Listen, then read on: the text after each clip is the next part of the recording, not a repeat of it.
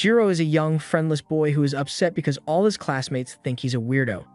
He is currently venting about his problems and receiving a pep talk, telling him to embrace what's unique about him, but the one giving him this pep talk is his dog. So I kinda see why his friends thought he was weird. It turns out that Jiro was born with the ability to hear the voices of all the animals around him, but talking to animals all the time freaks others out. So by the time Jiro was grown up, the only friends he had were the neighborhood animals, and he'd go to great lengths to keep them safe, even getting into fights to protect some of his animal buddies from the delinquents who were trying to mess with them. After chasing the delinquents off, the cat and crow thank Jiro for his help because those three have been terrorizing them a lot lately, but Jiro says it's no big deal and turns to head home. When he gets back, his grandpa immediately yells at him because he can tell that Jiro got into a fight again. He tells Jiro he didn't teach him the techniques of the shinobi just so he could go around beating people up in the neighborhood. He tells Jiro he's making a mockery of their family name, but Jiro says he couldn't care less about their stupid family name, and that sends his grandpa into a blind rage. So he takes out the family heirloom katana and starts chasing Jiro around.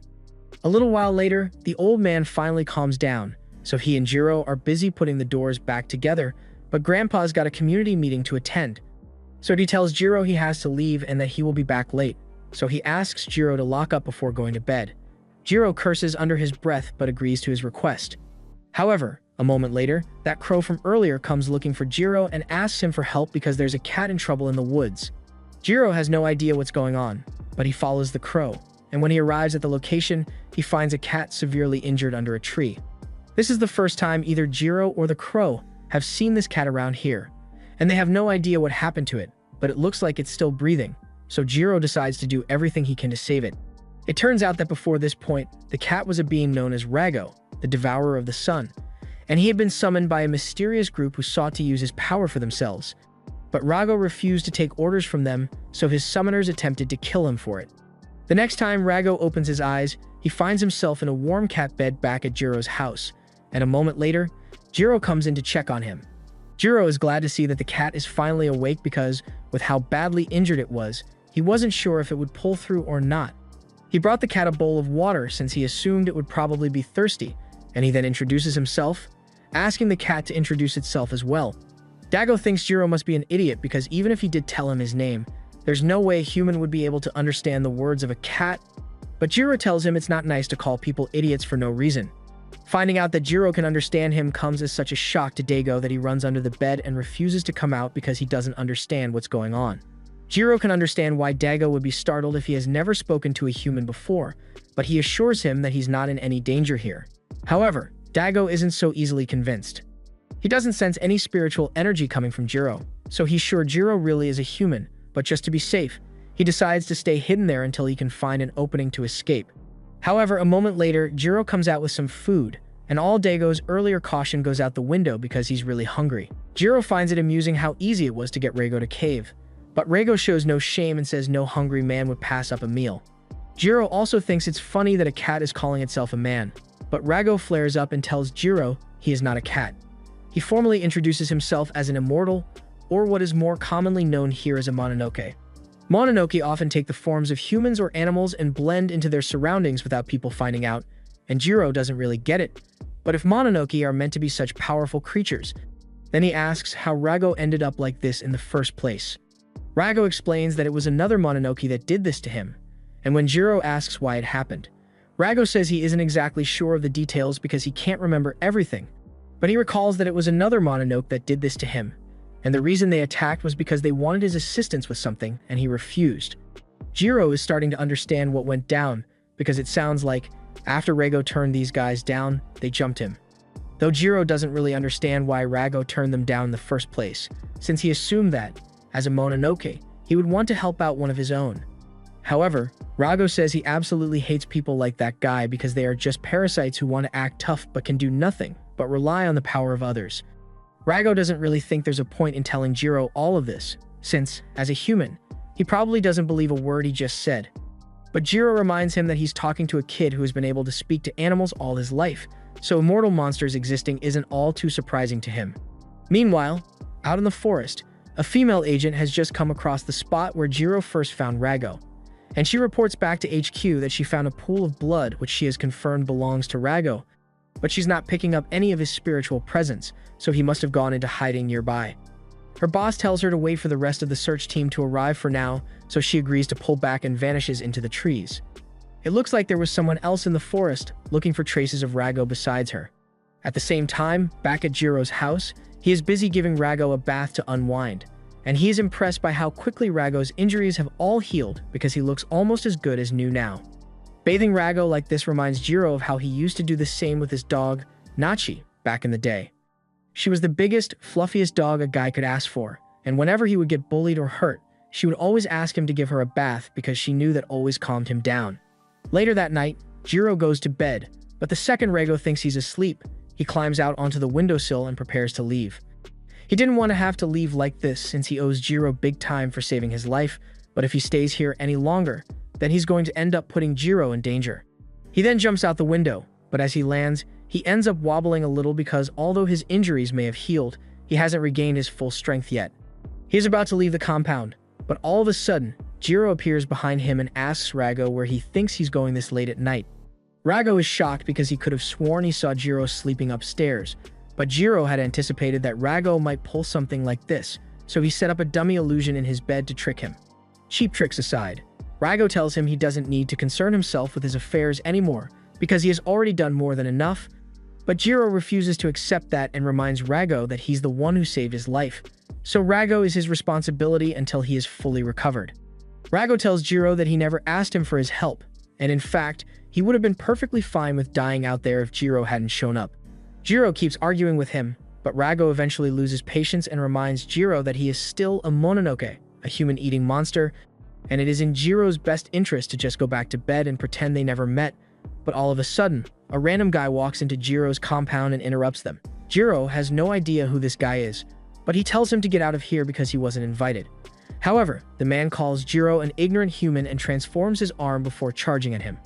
This catches Jiro off guard, so he isn't able to react in time. But Rago refuses to let him die like that, so he jumps up and pushes Jiro out of the way before leading the guy out into the forest. He is doing his best to escape, but since he hasn't recovered his strength yet, the demon is easily able to catch up to Rago and pummel him to the ground in no time. He tells Rago that it's not too late to stop and agree to help his side because they put a lot of effort into breaking the seal that kept Rago imprisoned, and they'd hate to have to kill him for not cooperating, but Rago scoffs in his face and tells him that if he wants his power so bad, then he's going to have to risk his life to come get it. The demon then charges at Rago with full force, but before he could hit him, Jiro comes out of nowhere with his family katana and slashes the demon across the arm.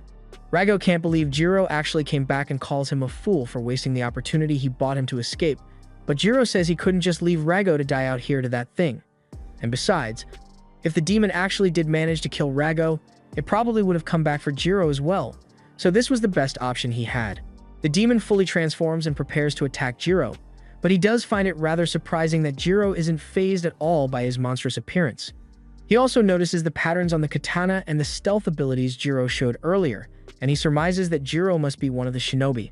The demon then charges at him and throws a punch, but although it was sure it had hit him, when it looks at its fist, all it sees is a piece of cloth, because Jiro had actually dodged and was preparing to attack from above.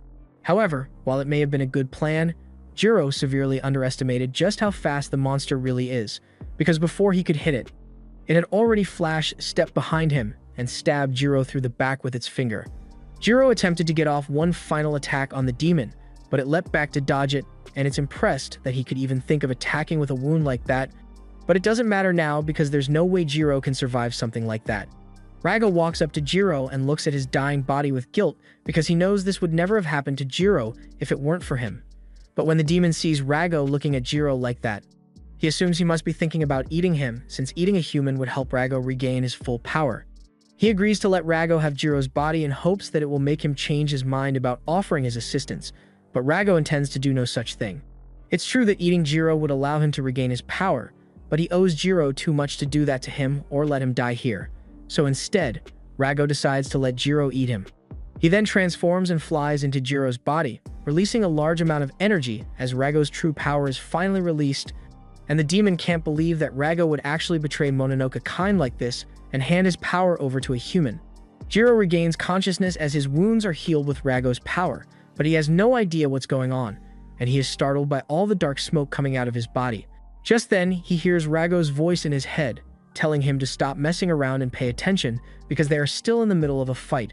The demon attacks Jiro again, but this time, Jiro's body is fast enough to dodge his attacks, and he manages to avoid being impaled a second time. However, he has no idea how to actually take the demon down. But that's where Rago comes in. He tells Jiro that all he needs to do is make a fist, and he will handle the rest for him. Jiro doesn't really understand what that's supposed to mean, but he goes along with it, and as he throws a punch, Rago uses his energy to blow a hole straight through the demon's torso, killing it in one hit. Jiro is still in disbelief about everything that just happened, but before he could even take a moment to think things through, he is suddenly surrounded by agents from the Espionage Bureau who came here in response to the spiritual disturbance, and he is knocked out so he can be taken in for questioning. The next thing Jiro knows, he finds himself in a hospital bed with the girl who knocked him out standing right next to him, and once she realizes Jiro is awake, she gives a quick call to her chief to let him know Jiro is conscious again. Jiro still has no idea who she is, so he asks what's going on, and Rago pops out of his chest to say he's just as confused as Jiro is right now. Just then, Ichika notices Rago sitting on Jiro's head, and Jiro finally realizes it a moment later, so he starts yelling at Rago to get off him. And a moment later, Ichika's boss finally arrives to check on Jiro. He says he's glad to see that Jiro seems perfectly fine, and he also asks Rago how he's doing, but Rago doesn't feel like talking to him right now. Mild animosity aside, Ryosuke is surprised by how calm Rago is, because he was expecting him to be a lot more confrontational than he is now. Ryosuke introduces himself as the head of the Mononoke division and Ichika as his subordinate, and since Jiro wants an explanation about everything that's going on right now, Ryo decides to start by asking him if he knows about the Oniwaban, and Jiro remembers learning a bit about them. From what he recalls, they were undercover agents who worked for the Edo shogunate, and Ryo adds that as time went on, the Oniwaban moved on from service to the shogunate and now serve the modern government as the Bureau of Espionage. They do a bunch of things, including gathering information, going undercover, and, of course, finding and destroying Mononoke. That's why there's a whole department dedicated to dealing with Mononoke incidents, and Ryo has had it easy for a while since Mononoke usually don't cause much trouble.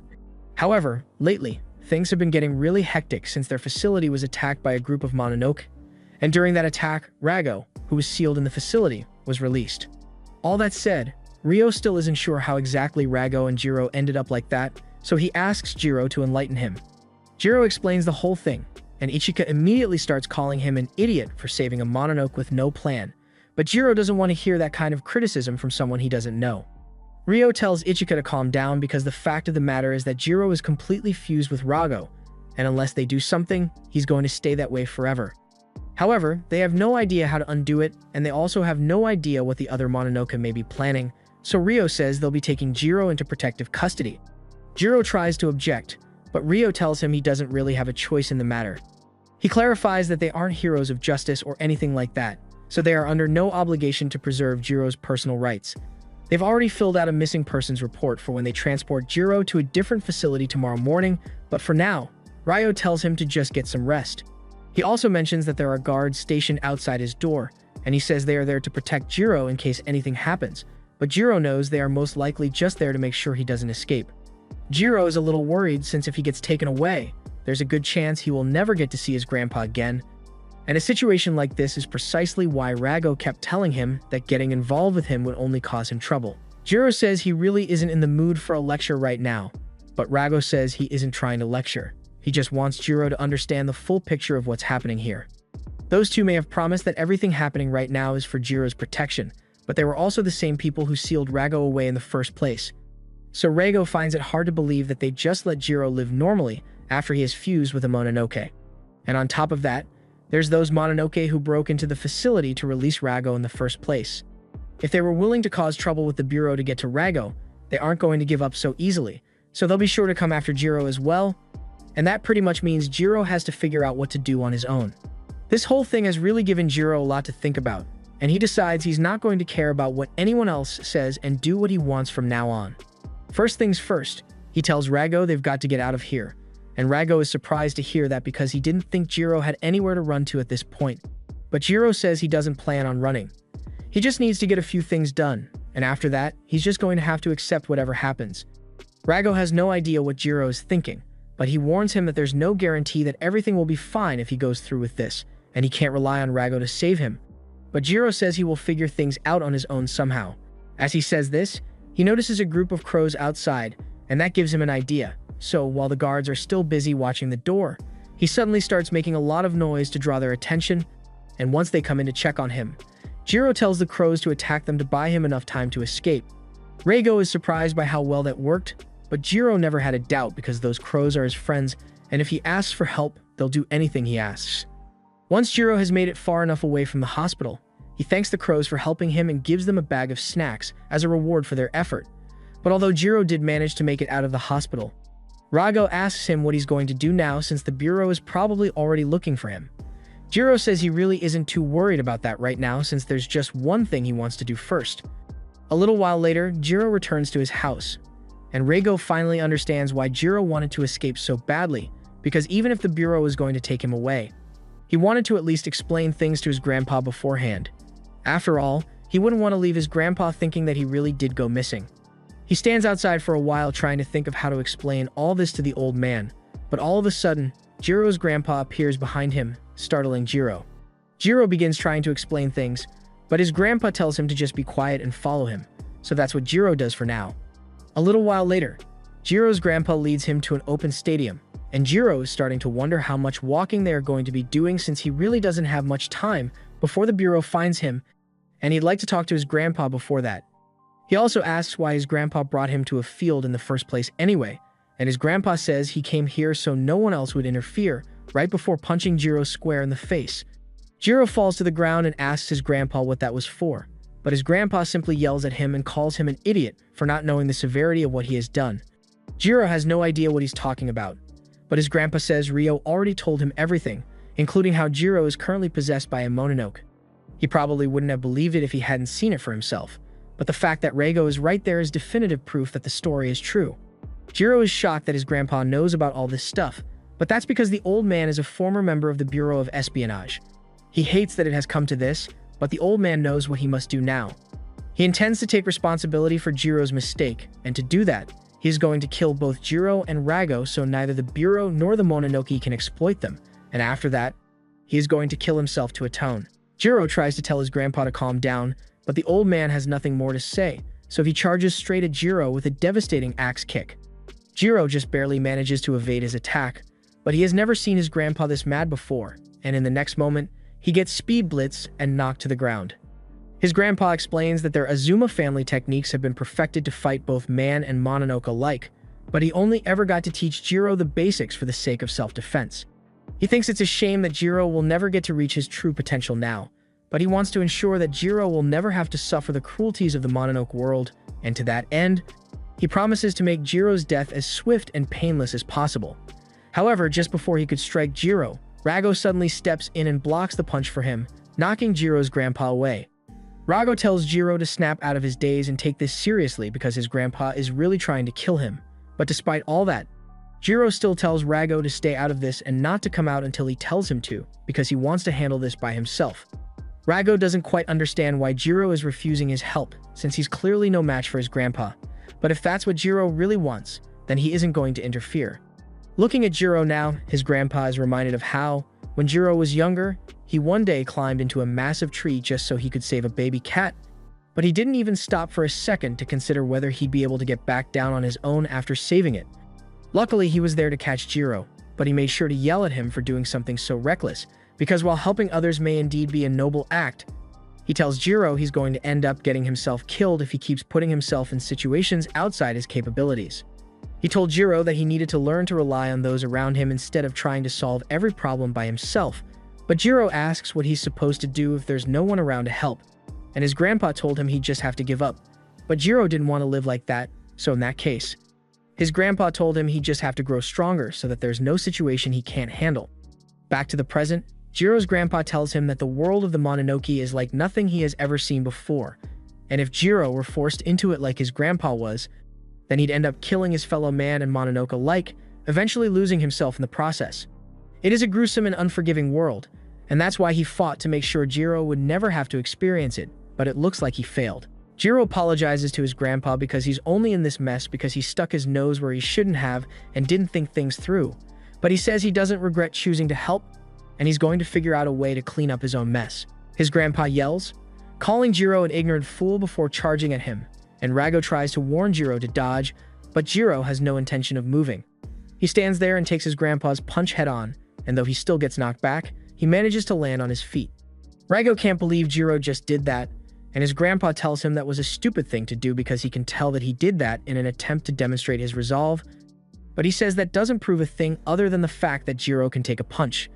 Jiro had a feeling that wouldn't be enough to convince his grandpa, but he tells him that, for better or worse, he's not alone anymore. So if he can't do it on his own, he can always rely on Rago. He then tells Rago to do the thing, but Rago has no idea what he's talking about and makes Jiro look stupid for trying to act cool just now, so the two start arguing.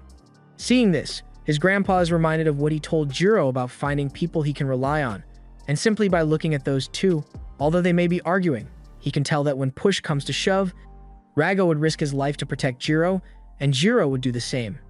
This makes him realize that Jiro may actually be able to handle himself after all, so he tells the two of them to stop arguing and announces that he is surrendering, so Jiro is free to do whatever he wants, but he still thinks Jiro is a fool for letting this happen.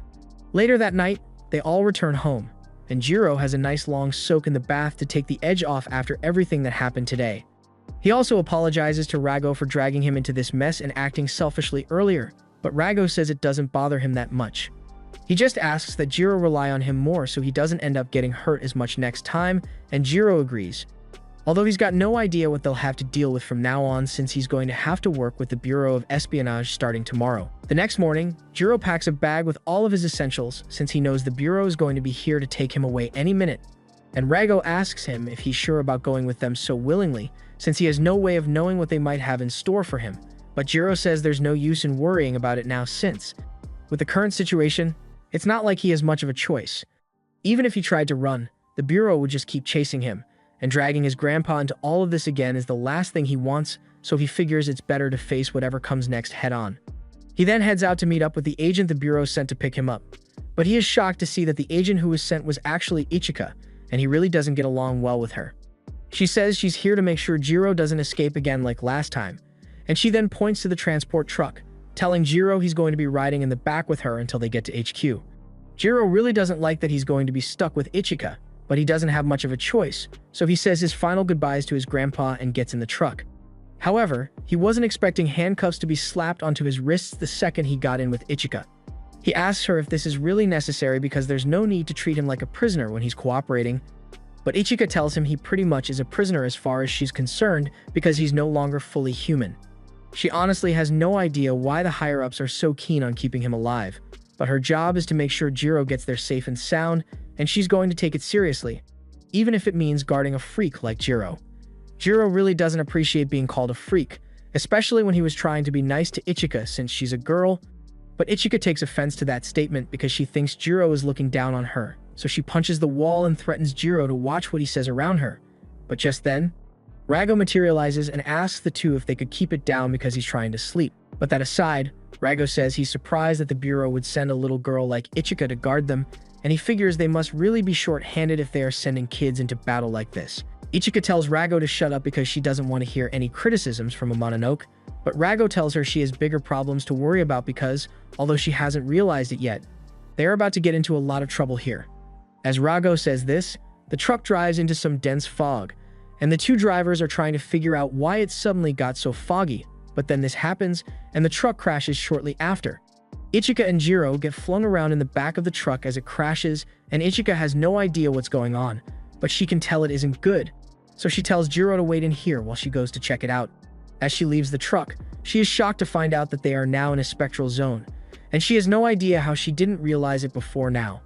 But it's too late to worry about that now because, just then, the two Mononoke show themselves. They've already devoured both drivers, and they are clearly after Rago, so Ichika equips her gear and prepares to take them down. First, she tries using good old reliable, a gun, but unfortunately, bullets have no effect on the big guy, and the smaller one is too fast for her to shoot, so she is forced to switch to her melee weapon to defend herself. The small one knocks her backward into the big one, but Ichika manages to reposition herself with her knife and slash across the big one's arms as she dodges its punch. However, even though she was able to slash it multiple times, none of the slashes went very deep because its body is extremely dense. She realizes she's not going to be able to damage that one with the weapons she has on hand right now, and the other one's speed is a real problem as well because the second Ichika gets distracted, it sneaks up behind her and smacks her into the side of the truck. Jiro sees the dent from inside, and he wonders what's going on out there since he thought they were just meant to be heading to the bureau. But Rago explains that Ichika is probably getting attacked by a Mononoke right now, and by the sound of things out there, she's getting her ass beaten. Jiro is surprised and asks how that's possible, so Rago explains that while he and Ichika were arguing, the truck must have slipped into a spectral zone. Jiro doesn't know what spectral zones are, so Rago explains that it's pretty much a dimension entirely separate from the mortal world, otherwise known as the realm of the Mononoke. He adds that humans can sometimes wander into one by accident, but getting out isn't always easy once they've crossed over. Jiro still doesn't really get it, but it doesn't matter right now because, from the sound of things out there, Ichika is going to die if he doesn't do something to help her soon, so he asks Rago to help him get these handcuffs off. However, Rago says he can't do that. Those handcuffs are made of a special material that negates all spiritual energy, so Rago isn't capable of destroying them in his current state. Jiro is starting to get really frustrated, so he decides he's just going to go out there and force Ichika to take the handcuffs off him herself so he can help. However, Rago tells him he might be better off just letting it play out. After all, just like the Mononoke, the Bureau is simply trying to take him so they can use him for their own personal gain, so it would be in his best interest to just let them keep fighting and escape while he can. Rago's reasoning makes sense, but at the end of the day, the facts of the matter are that Ichika is currently fighting to protect Jiro, even if it's just because of orders, and Jiro isn't the kind of guy who'd just sit by and watch someone die protecting him, even if she's pretty rude, so he's going to help her. Just then, the big Mononoke ends up punching the van, which sends Jiro flying out onto the grass, and when the Mononoke see him, they recognize Jiro as the target they were sent here to collect. Their orders are to bring him back alive, so they tell him that if he surrenders, they won't hurt him. But Jiro completely ignores them and starts yelling at Ichika to hurry up and unlock these handcuffs so he can help, but to his surprise, she refuses because she says she'd never want to work with a Mononoke like him. Just then, the two Mononoke attack, so Jiro and Ichika are forced to dodge backward, and Jiro tells Ichika to get over her petty bias and let him help because if she doesn't, they're both going to end up dying here. As he says this, Ichika is reminded of the day they held her mother's funeral after she died at the hands of a Mononoke, and from that day on, Ichika swore she would do everything in her power to become strong, just like her mother would have wanted. She wants to believe she can handle this on her own, but the reality is that she can't, and Jiro tells her that if she doesn't want her mission to end in failure, then she has to be willing to do whatever it takes to win, even if that means working with him. She hesitates for a brief moment, knowing everything she has believed since childhood is telling her to refuse, but she also knows Jiro is right. Ichika finally agrees to let Jiro help and shatters his handcuffs, and the second Jiro is free, he leaps into the air and calls on Rago for some help, allowing him to one-shot the big Mononoke, and while the other one was frozen in disbelief at the death of its friend, Ichika snuck up behind it and diced it into pieces. But unfortunately, Jiro jumped a little too high with that first jump, so he ends up crashing to the ground. When he gets back up, Ichika stands off to the side and tells him she's not going to be thanking him for this, but Jiro says he didn't do it for any thanks. Ichika fought to protect him, so he did the same for her, and that makes them even, and this whole thing has made Ichika's opinion of Jiro a lot better. However, they still have a bit of a problem to deal with since the transport truck was destroyed, so Jiro asks Ichika what they are supposed to do now, and Ichika tells him they are just going to have to walk the rest of the way. Meanwhile, Ryosuke is currently in a meeting with the higher-ups, and he is basically trying to convince them to allow him to establish a team with Jiro and Rago as members. The council members think that's a terrible idea at first, but Ryo explains that Rago has yet to show any hostility toward them, and he seems to be cooperating with Jiro at the moment, so it should be possible to work with him.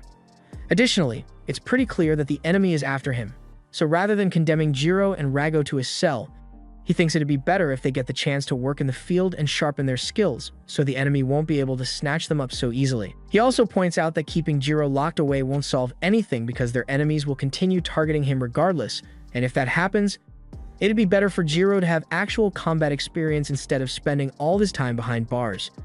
Ryo also promises to take full responsibility for what happens to Jiro and Rago from now on, and his proposal was rather persuasive, so the higher-ups agree to let him do what he wants. The next day, Jiro is out by the dock brushing his teeth, thinking about how crazy the past week was because one moment he was just living a normal life, but the next thing he knew, he found a weird cat, got killed by a giant ogre, and now here he is, working for a strange organization. Just then, Ryo comes over to ask Jiro how he's adjusting to his new life. But Jiro doesn't think this is much of a new life since they've already run all sorts of tests on him since he got here, and he hasn't had a single minute to himself yet. And on top of that, he still can't believe that this is really the base of operations that Ryo was talking about. Ryo explains that every division in the Bureau has its own base of operations, and it has to blend in with the surroundings, so they usually opt for office buildings or shrines and stuff, but unfortunately, the second division got stuck with a shipping yard, and since Jiro is one of them now, that means he's stuck with it too. Just then, a car pulls up to the base, and a young woman gets out, so Jiro asks who this is, and Ryo explains that this is Hana Usumi, and she is going to be the assistant chief of this team, and the other guy who gets out of the car and immediately starts flirting with Usami is Reiji Kirihara. Ryo formally introduces everyone inside, and he hopes they'll all get along, but Jiro and Ichika still don't get along very well. Reiji, on the other hand, is a master of conversation, and within a few minutes of talking to Ichika, he manages to compliment her so much that she starts blushing. However, when it comes to Jiro, he has nothing but unfiltered disgust for a half-human, half-Mononoke hybrid like him, and Jiro isn't the kind of person who just sit there and let himself be insulted, so he gets up in Reiji's face and asks him if he's looking for a fight, and Reiji says he'd love to beat Jiro up if that's what he wants. Ichika tries calming things down since she doesn't want these two to actually get into a fight, but Ryo, on the other hand, is more than happy to see the fight happen, and he even gets Usami to pull out a camera so they can record it. Aside from thinking this would be fun to watch, Ryo is also doing it because they still need to test what Jiro's limits are and how strong he really is. Otherwise, they won't be able to make effective use of him in the field. Usami then begins the recording, and Ryo gives the signal for them to start fighting. After that, Jiro asks Ryo why Reiji is allowed to use a sword during their fight. Ryo explains that Reiji comes from a long line of legendary swordsmen who find it difficult to part with their swords, even in combat. However, he tells Jiro that if he thinks it's unfair, he's free to grab a sword of his own. Jiro simply responds that he won't need one. Reiji then tells Jiro that he's free to use his secret weapon, and when he says that, he is referring to Rago who's sitting on his shoulders. But Jiro calls Reiji a dumbass for thinking Rago is some kind of weapon. He explains that this is supposed to be a fight between the two of them, and nobody else is going to interfere, and that includes Rago. Rago agrees to let Jiro handle this on his own, and since there's nothing else for him to do right now, he decides to go back to sleep. Seeing this, Reiji then drops his sword and turns around because clearly thinks Jiro is too weak to fight him properly, so he decides to give him a handicap instead. He tells Jiro that he can attack whenever he wants, and he even promises to keep his eyes closed while doing it. Hearing that immediately pisses Jiro off, so he charges straight at Reiji before suddenly leaping into the air. Usami assumes Jiro jumped so Reiji wouldn't be able to use the sound of his footsteps to judge exactly how far away he was. But Ryo doesn't think such a simple trick is going to work on someone like Reiji. A skilled swordsman like Reiji doesn't rely on simple things like distance or sound to fight. Even when those senses are taken away, experienced swordsmen can rely on their sixth sense to detect their opponent's movements. A moment later, Reiji proves Ryo right because the second Jiro gets within range, he suddenly picks up his sword and strikes Jiro at exactly the right moment, sending him flying backwards. After that, Reiji prepares to walk away and tells Ryo they should probably end the fight here since he wouldn't want to accidentally kill Jiro by hitting him too much. But just as he's about to leave, Jiro gets back on his feet and tells him that the fight is only getting started because he barely felt that strike, and Reiji admits that if nothing else, Jiro's resilience is praiseworthy. The two charge at each other once again, but just as they're about to collide, Jiro suddenly shatters Reiji's sword. He then slips behind him and lands a powerful punch right across his face. Ryo is completely impressed by what he just witnessed because he never expected Jiro to pull off something like that. Meanwhile, Reiji is left lying on the ground, trying to understand how Jiro managed to shatter his sword so easily. Jiro asks if he's finally ready to give up, but Reiji simply gets back to his feet and tells him that the fight is only just beginning for him as well. The two continue battling while Ichika asks Ryo if he really thinks this fight will be enough to convince the higher-ups. Ryo confirms that it will. He explains that this battle is the perfect opportunity to test their toughness and determination, allowing the higher-ups to see exactly how much they can endure and how far they're willing to push themselves. A few hours later, Reiji wakes up and sees Jiro sitting beside a truck. He asks where everyone else went, but Jiro has no idea since he says he just woke up a few minutes before Reiji did. Jiro then tosses him a can of soda, and since both of them passed out, Reiji thinks they should count this as a draw, but then again, Jiro did manage to wake up first, so the victory should technically go to him. However, Jiro says Reiji should be the one to claim victory, because if Reiji had really wanted to, he probably could have killed Jiro with his first strike. And Jiro's trick of breaking Reiji's sword only worked because they were using wooden swords, and if it had been a real blade, Jiro knows he would have lost his arm pulling a stunt like that, which is why he thinks Reiji deserves the win instead. Hearing that makes Reiji think Jiro has finally decided to act mature for a change, but the moment he opens the can of soda, it explodes all over his face because Jiro had shaken the hell out of it specifically to prank Jiro. Meanwhile, Usumi asks Ryo if he thinks the recording of Jiro and Reiji's fight will be enough to convince the higher-ups. Ryo tells her not to worry because the video was never meant to convince anyone of anything. The real tests will begin tomorrow when they head into the field. Usami still thinks it's too early to send Jiro and Reiji on a real mission, but Ryo disagrees. He believes there's no better experience than actual fieldwork, and if everything goes according to plan, they might finally uncover the identity of their true enemy. A little while later, Jiro and the others put on their new uniforms. Ryo admits they actually look pretty cool before telling them to press the button on their wrists. They all do as instructed, and their combat suits instantly transform back into their normal clothes. Jiro then double taps the button, causing his body to become semi-permeable. Ryo explains that the ability comes with a major drawback. Every time they use it, the suit's efficiency drops, so they should only activate it when absolutely necessary. About an hour later, the group arrives at a shrine, and they stop for a little while to pray and ward off any evil spirits, but Jiro still has no idea what any of this has to do with their mission. Reiji then points out that, if he had to guess, the shrine is probably one of the Bureau's facilities, and he's totally right. As they head toward the shrine office, Jiro notices a mysterious hooded man casually chomping away at a Snickers bar. However, he doesn't have much time to think about him because he quickly catches up with everyone else. That's when they run into a problem. Ryo completely forgot to make an appointment. Fortunately, he manages to sweet-talk his way into getting them access to the facility. It isn't long before they discover a hidden staircase, and the group heads deep underground until they arrive at the 7th Reality Sanctum. Ryo explains that this is the exact place where Rago was sealed away. The entire area is made from a rare type of rock known as obsidian, and this location contains the largest deposit of obsidian ever discovered. Ryo decides to split everyone up and says he and Ichika will question potential witnesses, while Jiro and Reiji stay behind and investigate what happened to Reigo on the day he was sealed away. As Ryo and Ichika leave, Ichika wonders if it's really a good idea to leave Jiro and Reiji alone together, but Ryo feels they'll probably work better without the two of them around. Meanwhile, Jiro asks Reigo why he was sealed inside the obsidian in the first place. Reigo honestly admits that he can't remember.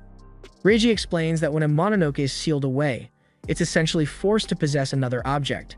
The process consumes all of its energy, leaving it completely incapable of breaking the seal on its own. Normally, Mononoke reside inside living beings, but sealing one away forces it to inhabit an inanimate object instead.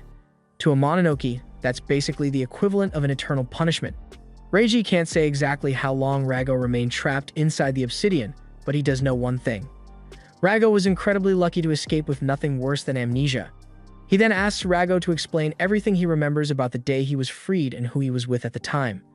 Meanwhile, Ryo and Ichika arrive at the control room, only to discover that all the security footage has been completely wiped.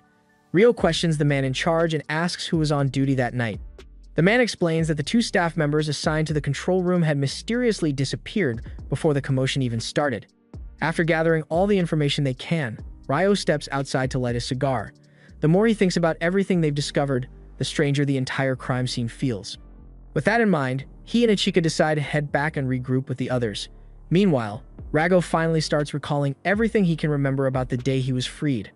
He remembers waking up to the cold touch of stone beneath him, while the air around him was stale and thick with the smell of mold. He could barely move, but somehow managed to force his eyes open just enough to see several Mononokes standing around him, along with a strange man speaking through a tablet. After hearing that, Reiji assumes the mysterious man must have been the ringleader of the entire group. Rago then recalls how the ringleader tried to convince him to join their side. He wanted Rago to lend them his power so they could show those pathetic humans just how powerful the Mononoke truly were. However, Rago had absolutely no interest in joining them, so he simply told the ringleader to go to hell. Shortly afterwards, the ringleader disappeared in a flash of light, giving Rago the perfect opportunity to escape. After hearing Rago's story, Jiro points out that they're basically back at square one. They still don't know who their enemy is or what they're planning. However, Reiji disagrees and explains that they've actually learned three very important things. First, the group that released Rago clearly knows how to break the seal that was placed on him. Second, the ringleader almost certainly knew Rago long before all of this happened. And finally, whoever they're dealing with appears to be seeking revenge against humanity and the Bureau of Espionage for some unknown reason. Jiro quickly tells Reiji to stop because that's already way too much information for him to process. Even so, he's starting to piece everything together. He realizes that he somehow became fused with Rago, and now they've learned that their enemy knows how to undo that fusion. Rago lost his memories after being released, yet the ringleader already knew who he was, which means the two of them must have been connected long before Rago was ever freed. After thinking it over, Jiro decides the solution is actually pretty simple. All he has to do is beat up anyone who gets in his way until the problem is solved. Reiji immediately starts scolding him, calling the plan reckless and stupid. He can't believe Jiro is seriously planning to charge into danger without thinking anything through first, but before their argument can continue, Jiro suddenly notices someone standing behind them. It's the same mysterious hooded man they saw earlier at the shrine, and he's still casually eating his candy like nothing's wrong. Jiro barely has time to react before the mysterious man suddenly vanishes, and in the blink of an eye, he appears directly behind both Jiro and Reiji. His movements are so unbelievably fast that neither of them can even perceive him, and just as quickly as he appeared, the hooded man moves away again, leaving both of them stunned by his incredible speed.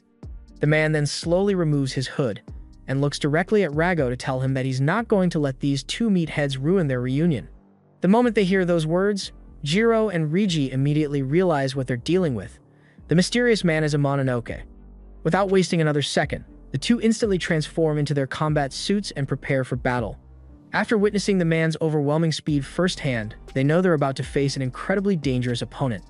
Meanwhile, Ryo and Ichika run into a completely different problem. They suddenly realize they've been trapped outside by an incredibly powerful barrier. It's so strong that even Ryo has no idea how they're supposed to break through it and get back inside. He starts searching for a solution, but nothing immediately comes to mind. The situation is already far more complicated than they expected, especially now that Jiro and Reiji are trapped inside with a dangerous Mononoke. Just as Ryo is trying to figure out their next move, he suddenly notices someone approaching from behind.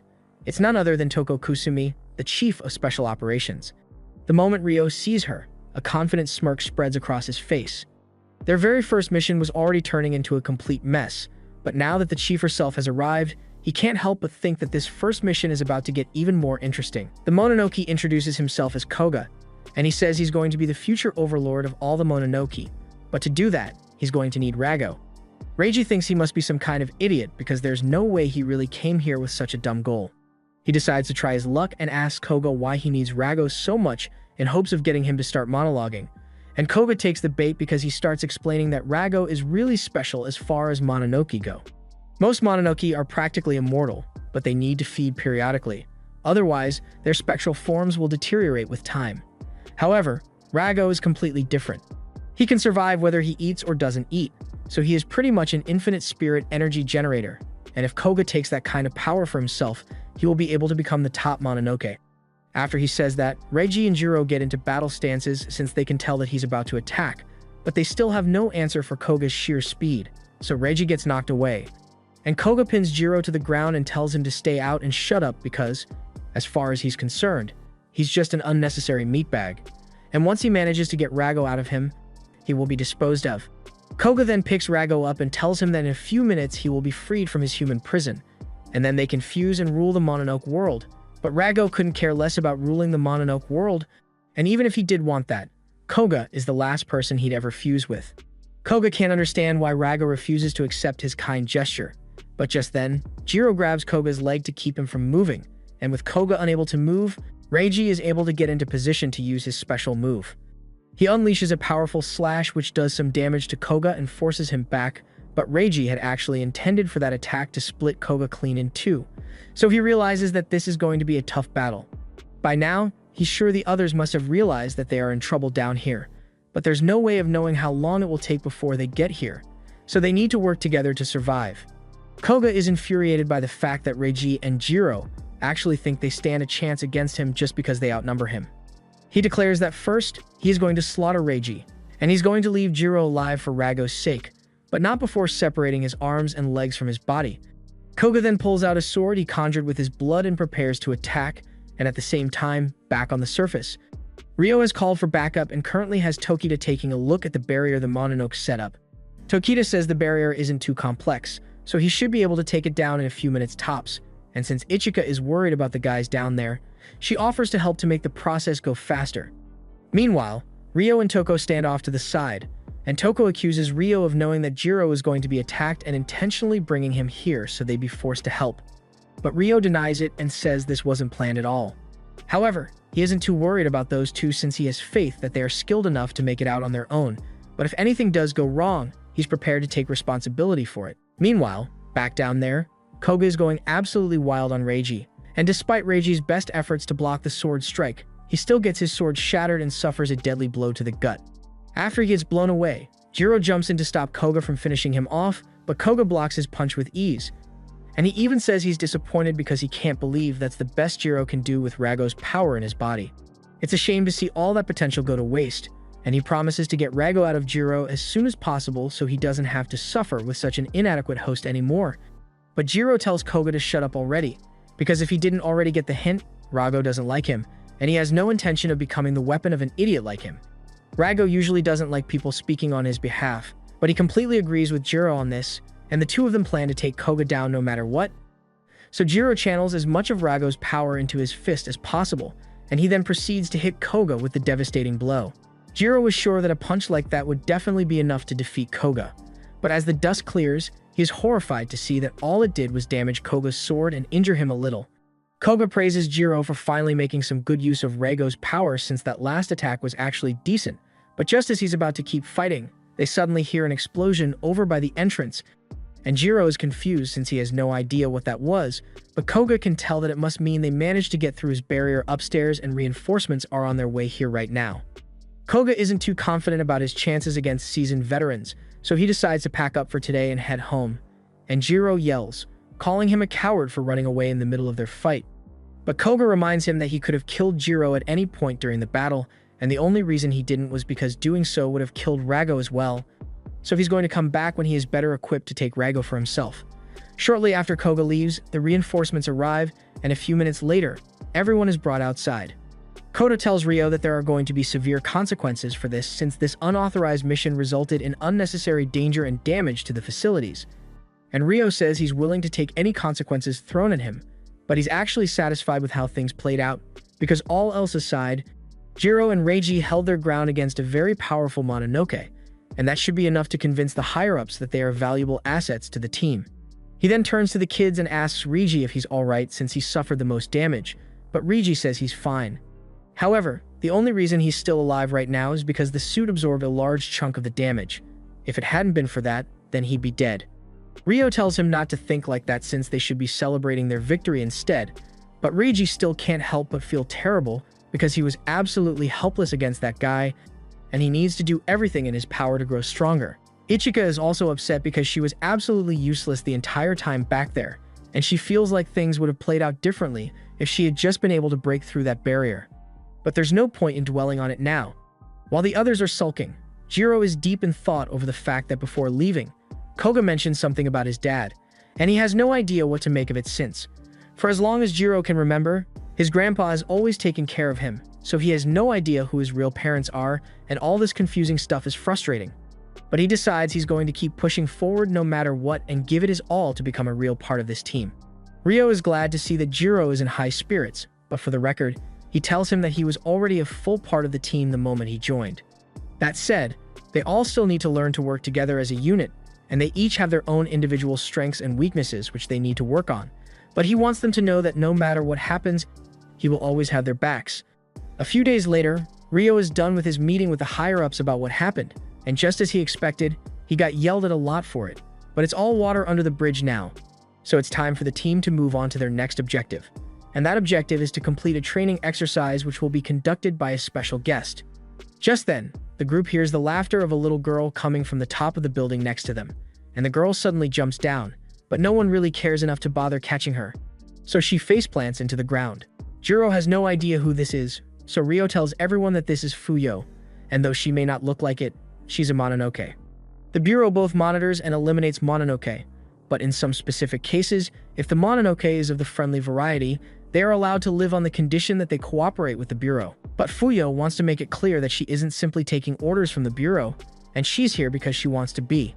She then turns her attention to Rago, and she sarcastically tells him he's a lot fluffier and cuter than she thought he would be, and Rago retorts that he's not going to take criticism from someone who looks like a tiny brat, and after that, the two start arguing.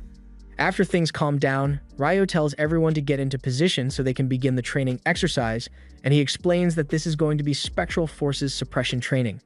Jiro has no idea what that is, so Ryo informs him that some Mononoke are able to induce hallucinations or perform hypnosis, and it is much better to get used to that kind of thing in a controlled environment than it is to face it out in the field for the first time, which is where Fuyo comes in. Her ability allows her to create such illusions, so their task is to figure out how to break free of Fuyo's illusion by any means necessary, and that's pretty much it. Fuyo then activates her power, trapping each of them in their own custom hallucination. But Yusemi can't help but worry a little since Ryo didn't give them any actual clues on how they are supposed to free themselves from the illusion. But Ryo says it's better that way, because if they can get out of this on their own, then it means they'll be prepared for anything that happens in the field. Meanwhile, inside the illusion, Reiji finds himself in a wide open space, and he's already aware that he is trapped in a hallucination, but he has no idea how to get himself out.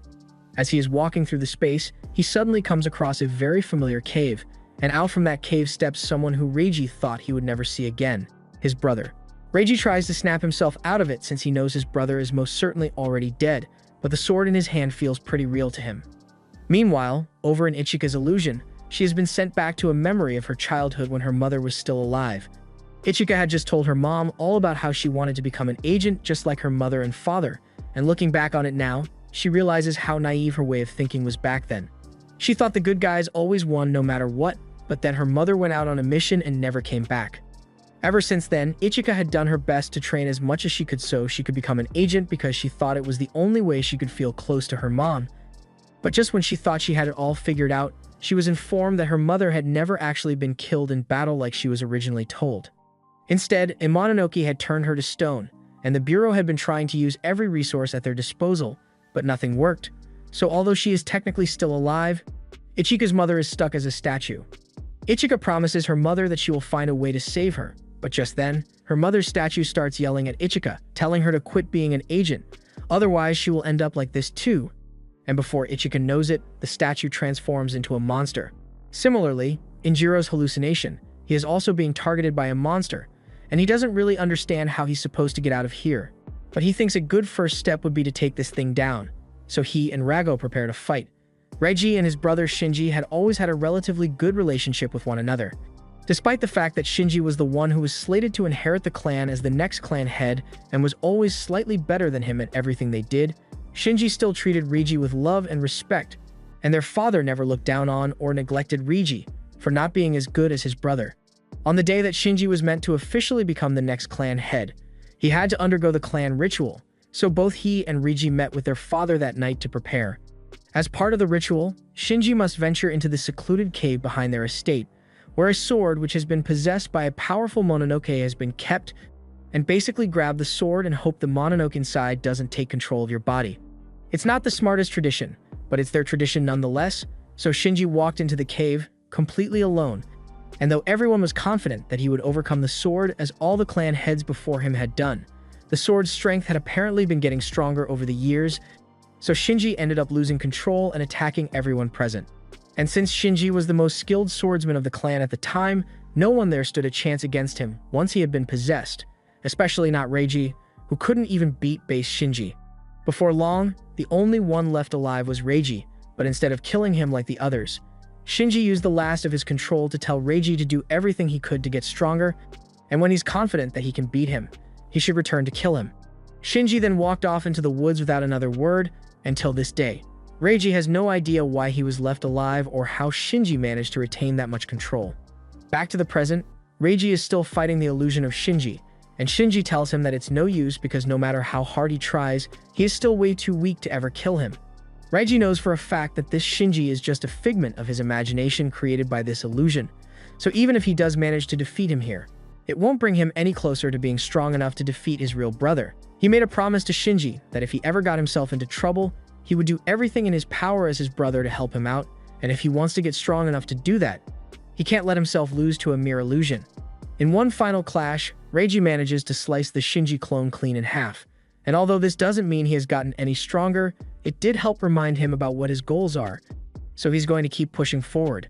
Meanwhile, over in Ichika's illusion, she is still facing the illusion of her mother, but while it may have rattled her a little at first, she is aware enough to realize that her mother would never say those things to her, and after that, she managed to take the monster down pretty quickly. With the monster defeated, Ichika is finally released from the illusion, alongside Reiji, and they both managed to complete the objective in under 10 minutes, which is pretty impressive. Now, the only ones left are Jiro and Rago, but Yusumi is starting to get a little worried about them, since this particular illusion works by pulling out your deepest and darkest traumas and making you face them. But Jiro and Rago don't seem like they are the type who'd be good at facing that sort of thing. And worse yet, there's no real way to know how the spell is going to react to them since Jiro and Rago are a special case. They are two souls fused as one, so the spell must be cooking up something especially troublesome for them. Meanwhile, inside the illusion, Jiro and Rago are still fighting the monster that's after them, but they haven't been able to make much progress against it since the monster is way too strong and fast for them to beat. Jiro asks what this thing is, and to his surprise, the monster actually responds, telling them that if they want to find out what it is so badly, then it will show them. The monster then transforms into a large black mass that swallows up the entire illusion scape, and outside, Fuyo suddenly opens her eyes because the situation just got really bad. Ryo asks her what happened because from what he can see, the lotus just turned black out of nowhere. So Fuyo explains that she has completely lost control of the lotus, and if she had to guess, it must have been Rago's subconscious power that caused it. As things stand now, she says there's no guarantee that Jiro and Rago will manage to make it out of there alive, since by default, the goal of this spell is to destroy the target using their darkest trauma, and now that she isn't in control anymore, she can't intervene to save them if anything goes wrong in there. Meanwhile, on Rago and Jiro's end, they find themselves in the middle of a shrine, and neither of them have any idea what this place is supposed to be, but they do notice a giant obsidian pillar, just like the one that was used to seal Rago.